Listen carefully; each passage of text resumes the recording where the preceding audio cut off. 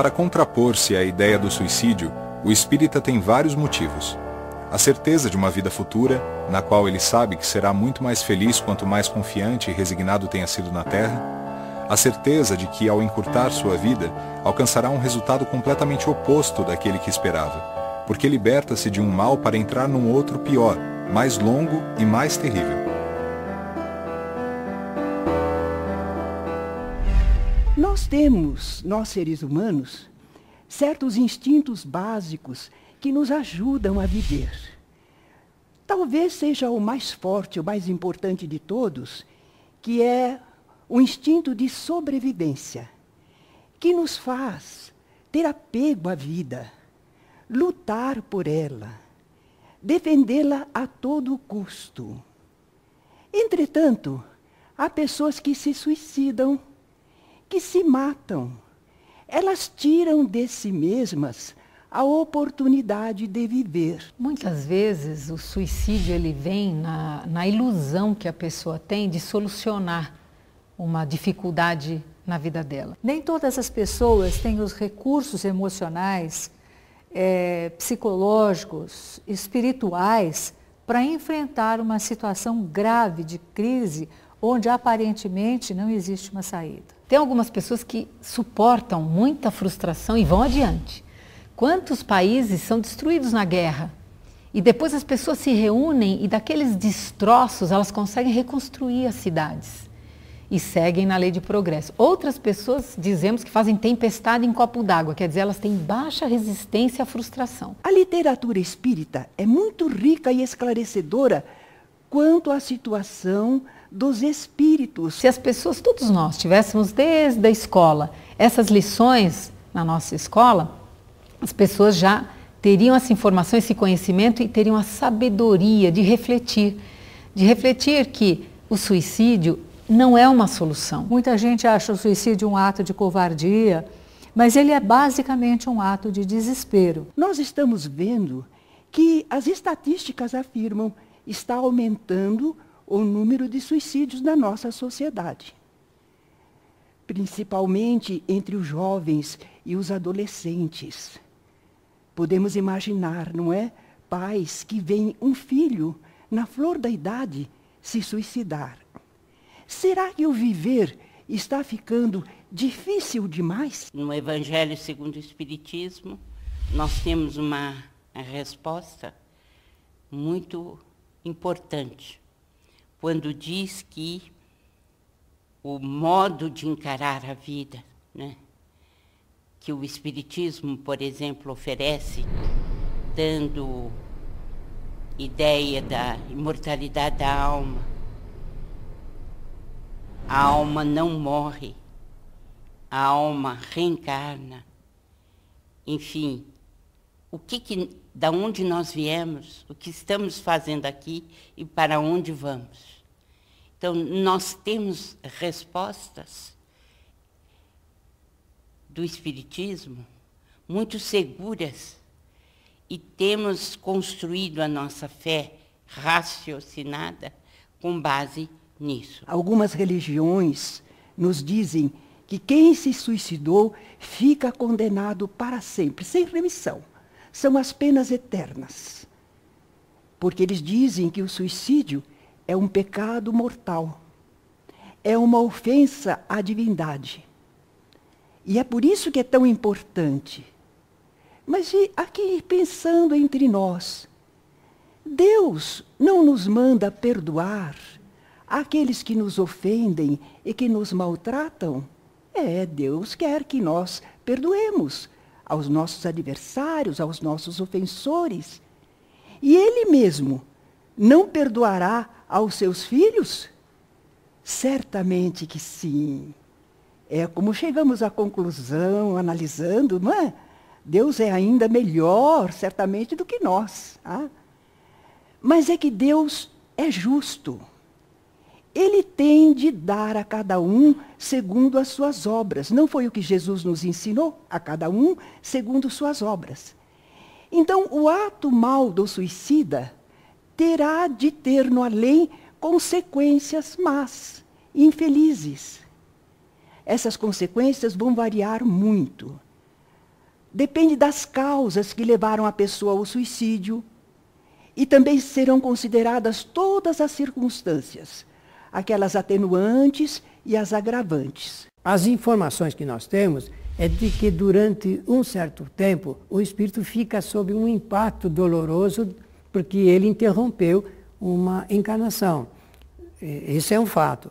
E ele fica numa situação, digamos, desconfortável espiritualmente. Isso mais cedo ou mais tarde vai ser solucionado porque com o passar do tempo há um socorro espiritual, ele recobra aquela sua situação da normalidade, vai fazer um diagnóstico da sua vida, vai repensar bastante sobre o que ele cometeu e vai ficar aguardando uma próxima encarnação, onde ele vai poder cumprir com um grande projeto que é passar inteiramente pela encarnação sem maior dificuldade. A gente sabe da espiritualidade que alguns espíritos já repetem esse comportamento durante muitas encarnações e eles acabam criando como se fosse um reflexo, um mecanismo atávico.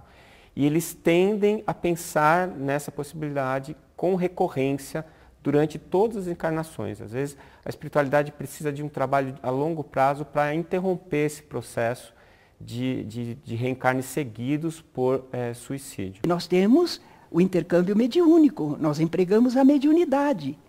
E aí podemos observar o lado de lá da vida, colher informações sobre o que se passa no além, no plano invisível.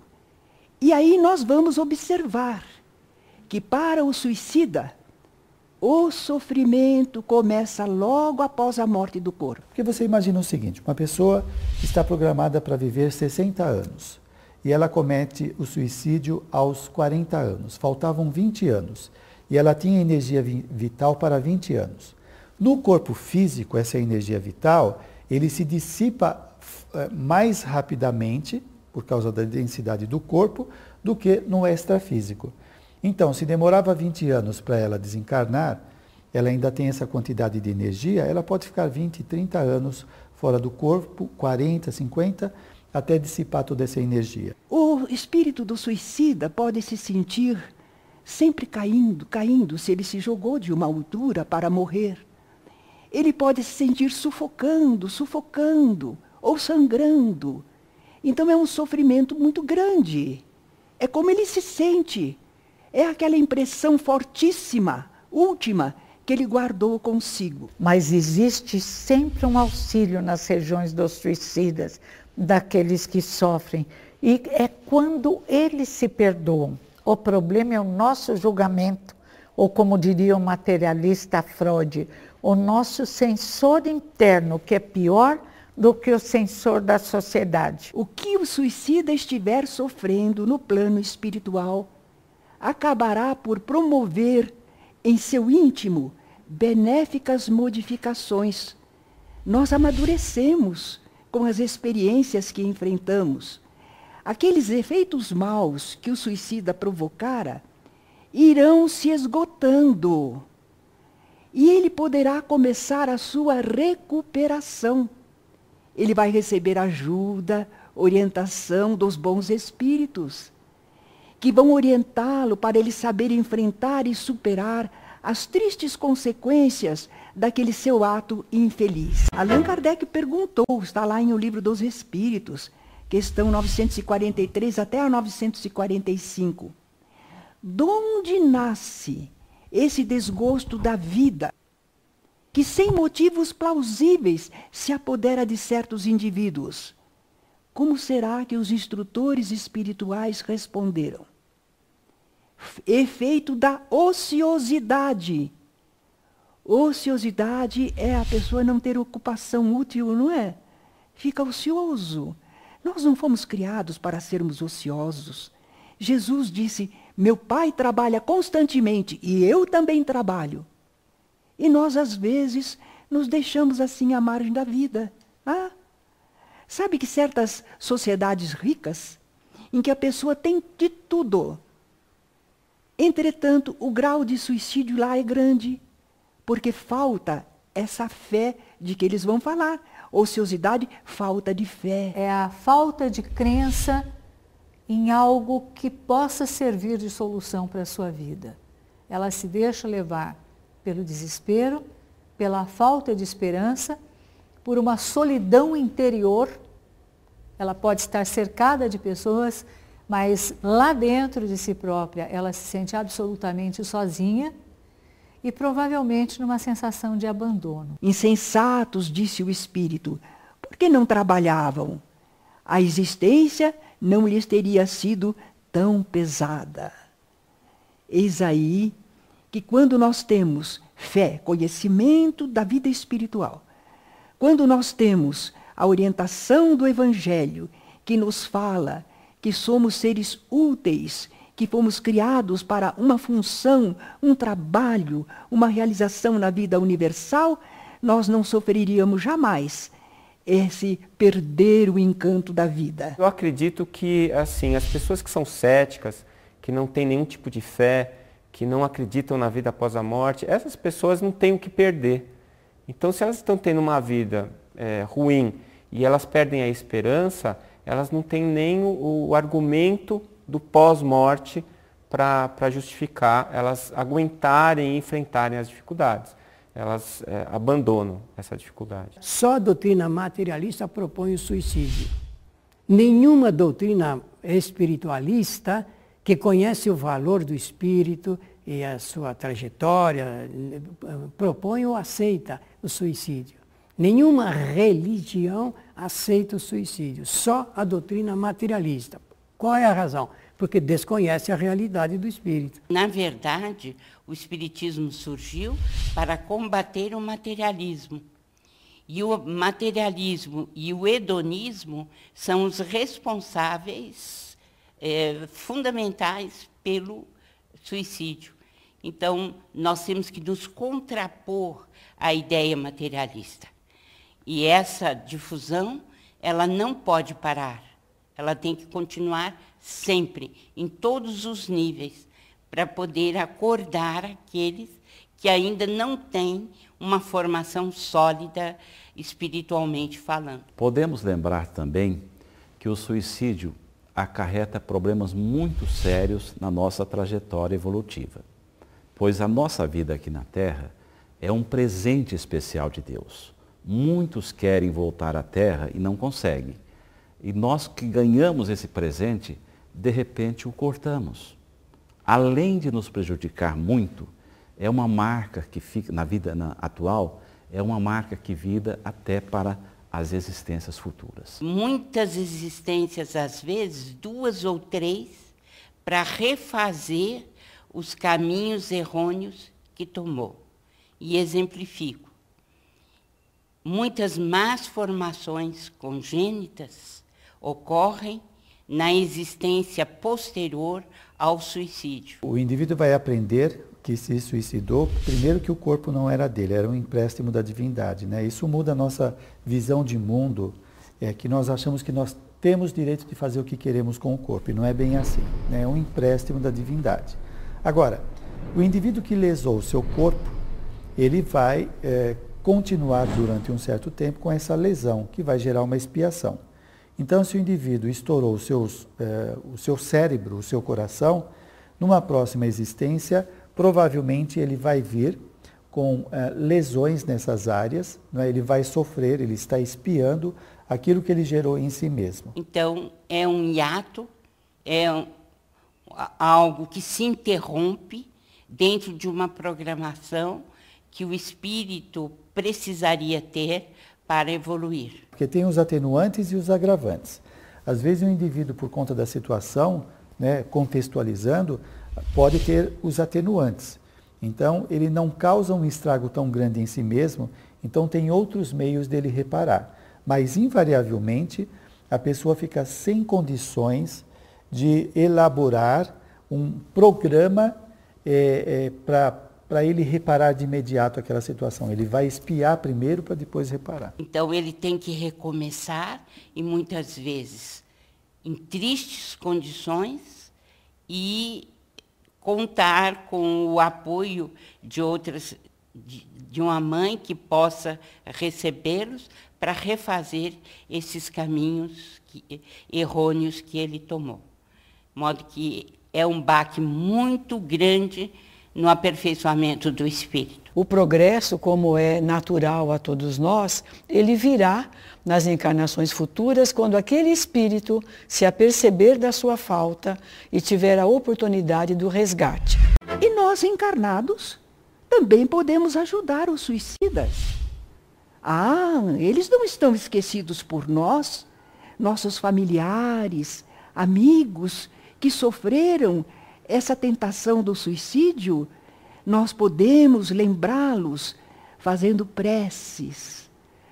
Quando aquela prece que movimenta energias no campo espiritual chega até o suicida, faz com que ele se sinta esperançoso. Não estou esquecido. Alguém pensa em mim. Recebi esta mensagem boa. Nós também estamos orando e vibrando em favor deles. E isto os beneficia. Eles recebem pensamentos nossos de fé, coragem, esperança. E também nós podemos ajudar realizando reuniões mediúnicas. Da mesma maneira que nós encarnados buscamos o centro espírita, muitas vezes os espíritos desencarnados também buscam esclarecimento. Eu tenho um primo lindo, Demóstenes, nós chamávamos de Chuca. Teve problemas com a mãe tinha uma vida mais fácil, ele descobriu. Era uma personalidade difícil que ainda não teve o apoio da mãe e do pai. O apoio dele era meu pai. E ele arrumou uma namorada e eles se entendiam e se amavam. Só que ela não aguentou o gênio difícil dele, se separaram e ela morreu atropelada, antes que eles se fizessem os laços de amor. Depois disso ele entrou em depressão. Aí meu pai desencarnou. Aí o meu querido Chuca, meu amado Chuca, estava muito confuso, ele praticava desdobramento. E entrava em regiões, sei lá onde ele ia. Ele cometeu suicídio. Mas ele vinha à casa espírita, aos poucos foi sendo doutrinado e finalmente entendeu que ele precisaria refazer a sua vida e se preparar para renascer em melhores condições e mais forte. E a última comunicação dele foi linda. Ele se despedindo, cumprimentou todo mundo e falou para mim: minha querida prima Heloísa, foi comovente e saber que agora ele teria uma nova chance e provavelmente é um vitorioso. O centro espírita, quando o espírito está em condições, ele vai ser levado para lá, vai ser esclarecido do que aconteceu, não é? A necessidade dele se modificar, dele começar a ter esperança, o tratamento do passe, do esclarecimento, tudo isso vai ajudá-lo. E o centro espírita, através da informação desses acontecimentos, é um preventivo, mas não só isso, principalmente a parte doutrinária, mostrar a finalidade da nossa existência. Porque isso faz com que a pessoa tenha significado na vida. E o suicida, mais do que outro desencarnado qualquer, ele precisa muito da força das orações.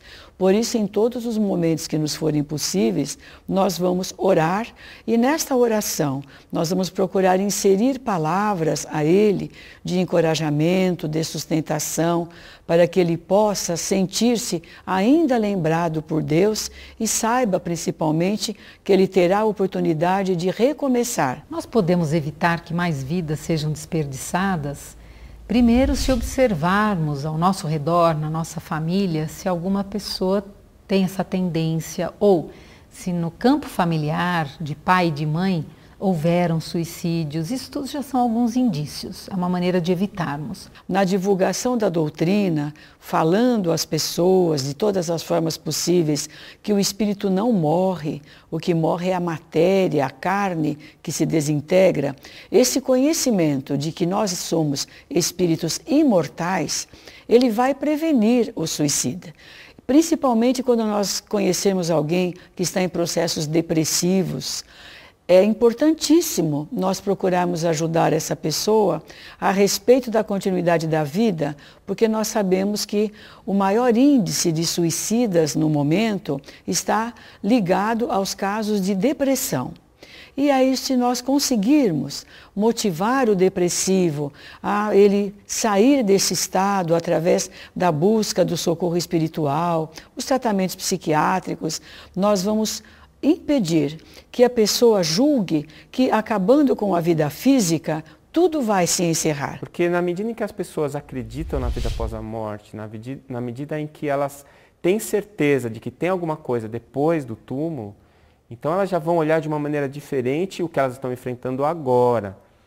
Os americanos têm chamado isso de coping. É a capacidade que a pessoa tem de enfrentar as dificuldades que a vida apresenta para ela. Se você está sem esperança e a palavra do Cristo te dá essa esperança, ela está te dando um motivo para você enfrentar a dificuldade e não para você abandonar a dificuldade ou tentar fugir do problema, que em última análise é o que o suicida faz. Divulgar a doutrina em todos os níveis, né? Nos meios de comunicação, os princípios básicos da doutrina, da imortalidade da alma, da existência de Deus, da reencarnação, da comunicabilidade entre os mundos, tudo isso precisa ser divulgado em todos os meios possíveis. O livro tem que correr, cumprindo o seu papel, os jornais, as revistas, para que a gente tenha certeza, né, desses princípios que são um antídoto contra o suicídio e a loucura. Portanto, a divulgação da sobrevivência do espírito é que vai impedir que as pessoas tentem essa fuga, porque já estarão conscientes de que a alma não morre, portanto, não adianta nós matarmos a matéria, porque a alma é imortal. Então é muito importante que a pessoa busque ajuda. Busque ajuda tanto na psicologia, busque ajuda na medicina e principalmente numa casa espírita ou olhando para a espiritualidade, vendo as belezas que nos aguardam se deixarmos o ritmo natural das coisas. Então ela tendo consciência disso, de que é imortal, das vidas sucessivas, que ela tem outras existências para reparar o que está acontecendo e ser feliz, que ela não vai permanecer eternamente naquela condição. Ela vai sair daquilo e vai se aperfeiçoar, porque nós estamos destinados à felicidade. Qualquer um de nós poderá entender que o melhor é não se suicidar, para não cair em maiores e desnecessários sofrimentos, porque senão depois vai ter que recomeçar tudo, com a situação ainda mais agravada. Mas há pessoas que estão sofrendo muito.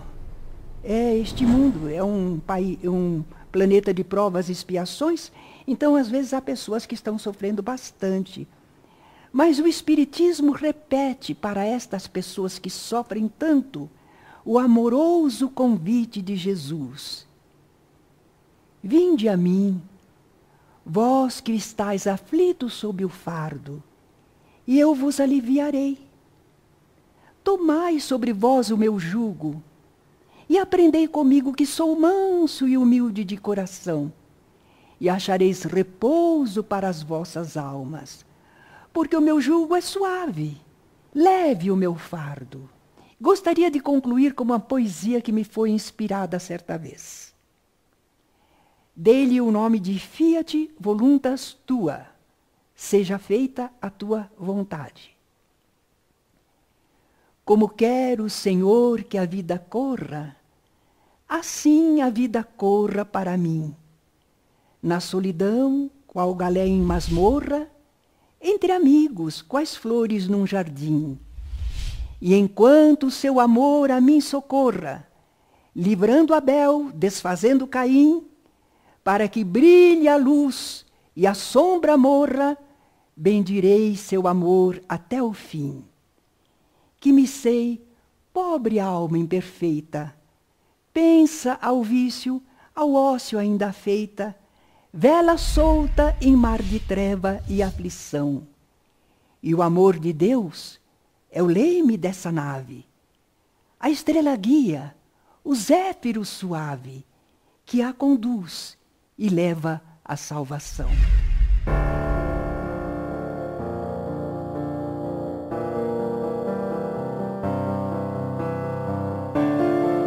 Deus ajuda aos que sofrem e não aos que carecem de energia e de coragem. As tribulações da vida são provas ou expiações. Felizes os que a suportam sem se queixar, porque serão recompensados. Ai, porém, daqueles que esperam a salvação do que na sua impiedade chamam acaso ou fortuna. O acaso ou a fortuna, para me servir da linguagem deles, podem com efeito favorecê-los por um momento, mas para lhes fazer sentir mais tarde, cruelmente, a vacuidade dessas palavras.